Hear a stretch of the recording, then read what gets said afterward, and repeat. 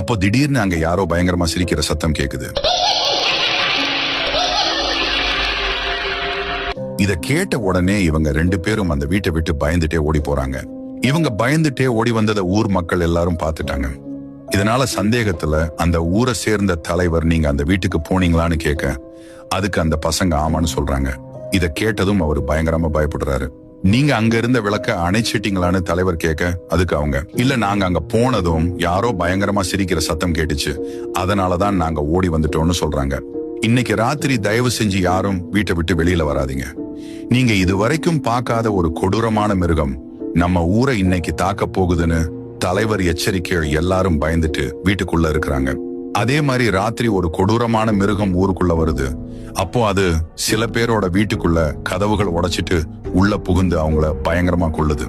மறுநாள் காலையில தான் அந்த ஊரை சேர்ந்த மக்களுக்கு பல பேர் அவங்களோட வீட்டுக்குள்ள கொடூரமா இறந்து கிடந்தது தெரிய வருது. இந்த மாதிரி பேய் கதைகள் நம்ம இன்ஸ்டாகிராம் பேஜ்ல டெய்லி ஒண்ணு போடுவோம். அதை பார்க்க நம்மள ஃபாலோ பண்ணிக்கோங்க.